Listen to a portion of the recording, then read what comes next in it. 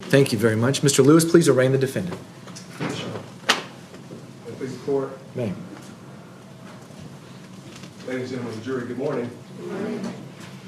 I'm about to read to you the indictment for charging instrument in this case, and it serves two purposes. It places the defendant on notice of what he's been charged with, and it places the state on notice of what he must prove to you in the course of this trial beyond reasonable doubt. It reads, in the name of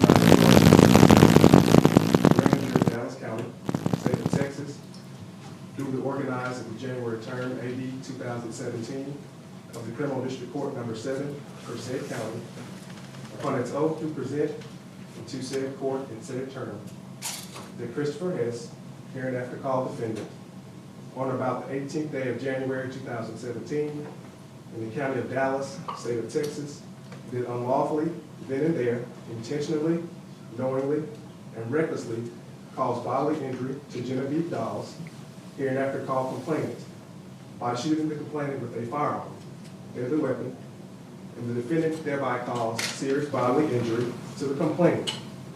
And the defendant did then and there use or exhibit a deadly weapon, namely a firearm, during commission of the assault. And the defendant was then and there a public servant, namely a City of Dallas police officer acting under the code of law of his office and employment, against the peace and unity of the state, signed by the foreman of the grand jury. Would you all please rise? To which, how does your client plead, guilty or not guilty? Your Honor, ladies and gentlemen of the jury, my client pleads not guilty. Thank you very much. You all may be seated. The court will recognize the Honorable George Lewis on behalf of the state. Sir, this is your jury. You may proceed whenever you're ready. Thank you, Your Honor.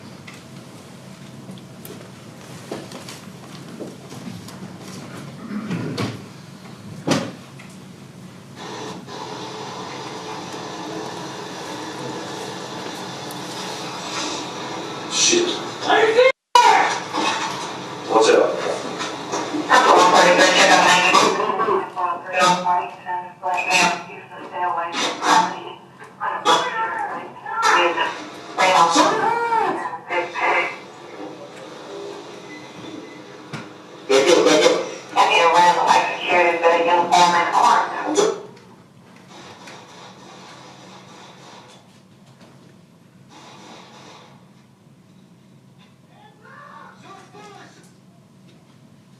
What you just saw was body-worn camera video footage from the point of the defendant, Christopher Hess, who was on January 18, 2017, the Dallas police officer, under color of his employment in his office as a public servant, City of Dallas police officer.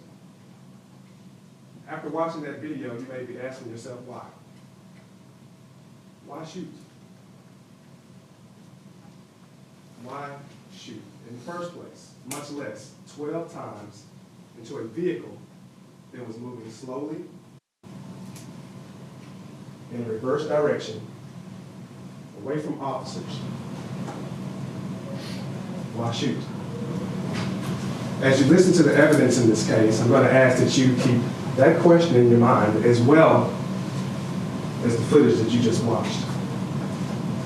The evidence in this case will show that on January the 18th, 2017, the Dallas Police Department dispatch received a 911 call from a citizen by the name of Joe Samples. Mr. Samples was a resident of the apartment complex where the shooting took place. 5 Trees Apartments located at 4700 Eastside Avenue here in the city of Dallas.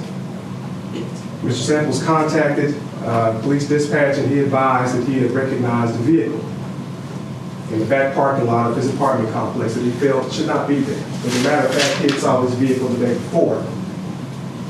And when he looked inside the vehicle the day before, that he actually saw 2 individuals inside this vehicle. A young lady, who turned out to be the victim in this case, Genevive Dawes, who was 21 years old at the time of her death, and another male passenger. Well, fast forward again to this day, January 18, 2017, Mr. Samples saw this vehicle again. And he decided to call. Thought it was suspicious. So he called in the description of the vehicle, a black Dodge Journey, as well as a license plate number. From that point forward, dispatch advised officers of the situation. Right? 2 individuals inside the vehicle, male, female, unknown what they're doing, vehicle description and the license plate. 6 officers responded to this scene, including the defendant, Jason Kemple, Aaron Evans, Peter Liquar, Christopher Alish, and Zach Hopkins. 6 officers.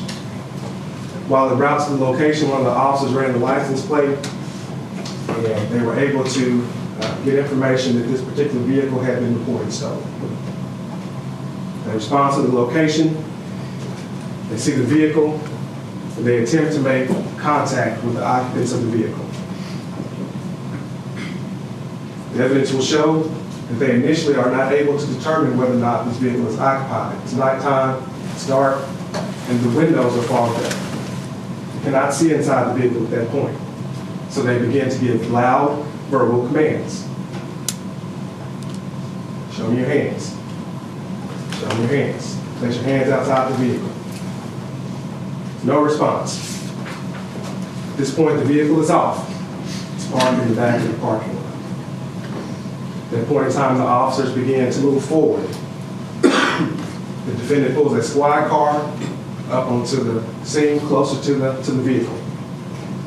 More loud verbal commands, no response. One of the officers, Officer Christopher Alish, actually peers into the vehicle and he states to the other officers on the scene, it's occupied, they're sleeping.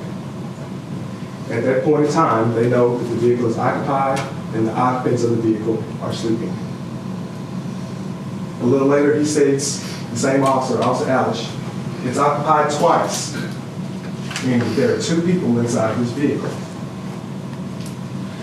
Shortly thereafter, the scene takes place in which you just saw on this body cam video.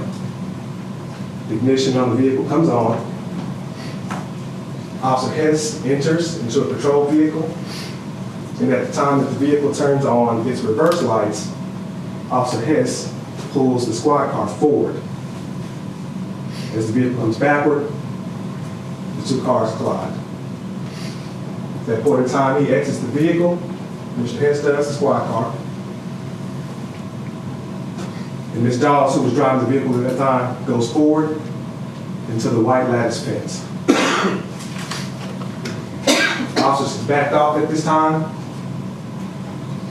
And Ms. Dawes once again reverses the vehicle, as you saw in the video, slowly, in an attempt to maneuver around the squad car at a slow pace. At that time, the defendant, Christopher Hess, lets off 9 shots into this vehicle. 9 shots into this vehicle. After the 9 shots, the vehicle stops momentarily, and then it begins again to go backward at a slow pace. The defendant, again, at that time, fires 3 additional shots. 12 shots total, striking the victim multiple times and causing her death. The evidence will also show that Officer Jason Kemple, who was actually partners with the defendant that day, fired 1 shot. The evidence will show that his shot struck the frame of the vehicle, so it did not strike either of the occupants of the vehicle. Fortunately, the passenger of that vehicle, Genevive Dawes, was not struck. But unfortunately, Genevive Dawes, the driver of that vehicle, was struck multiple times, and she died as a result of her injuries at the hand of this defendant, who was an on-duty Dallas police officer at the time of the shooting. The evidence will further show that officers on the scene gave statements. Obviously, multiple officers did not fire. You had 6 total officers on the scene, only 2 fired. One of them only shot once. The defendant, again, shot 12 times. You will hear from multiple officers who were on the scene, who will tell you that they didn't fire because they did not perceive a threat from this vehicle at that time. You will also get forensic evidence of anything that he doesn't already know, that he's guilty of this offense. And we're going to ask that you find him guilty. Thank you, Mr. Lewis.